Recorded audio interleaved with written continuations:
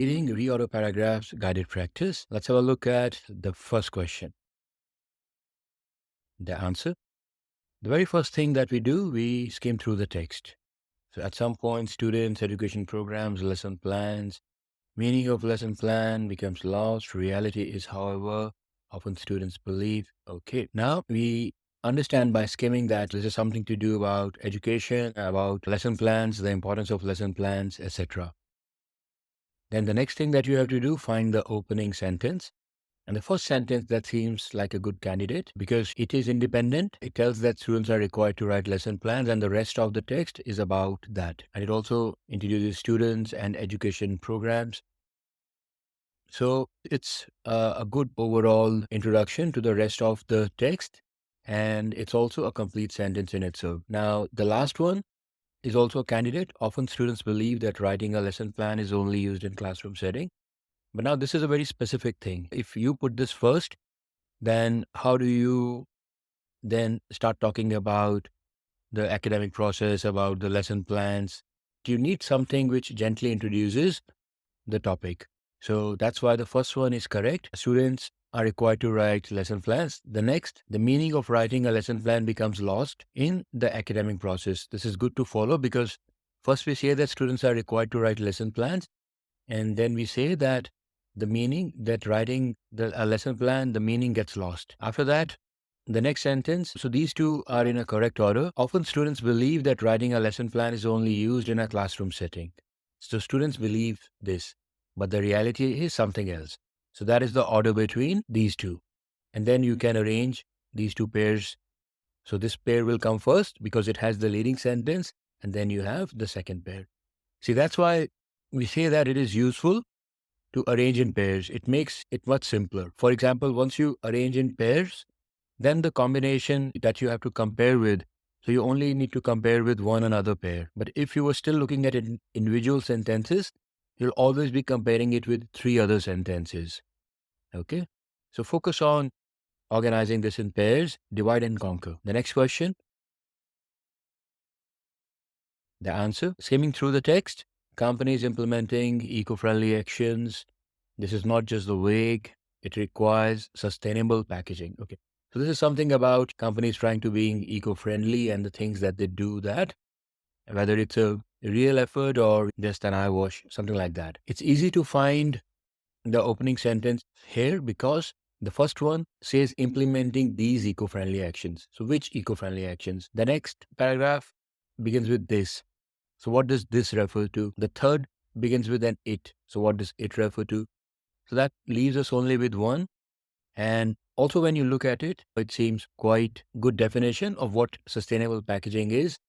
So is a relatively new addition to the environmental considerations for packaging, right? And then the next one becomes this. It requires more analysis. So what requires more analysis? Sustainable packaging. To look at the package design, choice of materials, etc. And then another point, this is not just the vague green movement.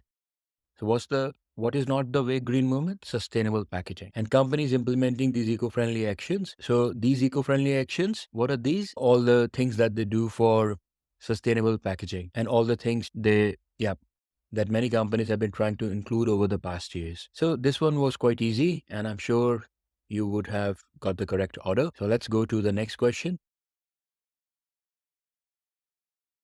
The answer. Skimming through the text, some aspects of physical evidence provide lasting proof. The services occurred, such as souvenirs, invoices. These components can include interior design. It may also refer to some abstract components of the environment in which the service encounter occurs. Physical evidence refers to the non-human elements of the service encounter. Okay, so this seems like it's about, I don't know, some kind of a service encounter in a particular environment. And what are the things that are part of that service experience? And now when you look at the opening sentences, so some aspects of physical evidence, but this is confusing as you saw, I myself wasn't able to understand what it is about. But when you look at the last sentence now, physical evidence refers to the non-human elements of the service encounter. Right? So for example, when you go to a restaurant, then the equipment, furniture, facilities, that's the physical evidence. So this is about the physical evidence.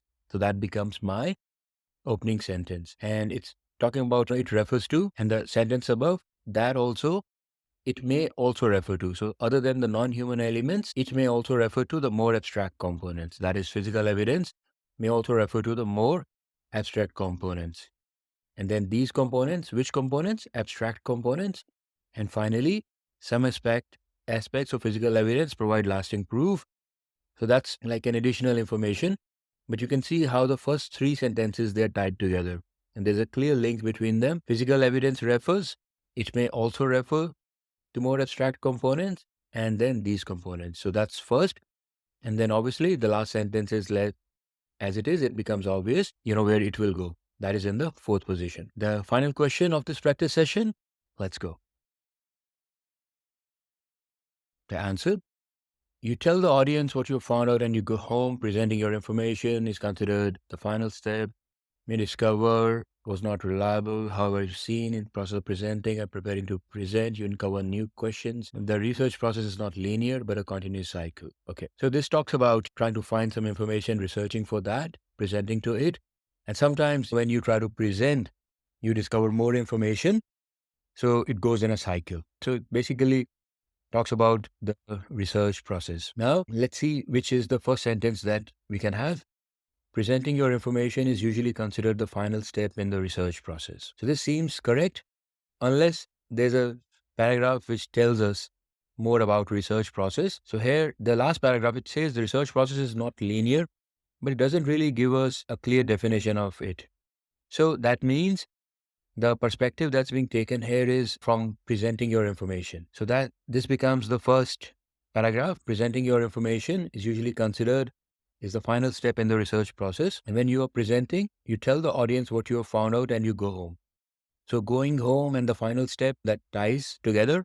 So you see, that's the kind of logical, reasoning, the logical patterns that you need to find. So that's what you usually do. However, sometimes you uncover new questions. So this can happen or something else can happen, this.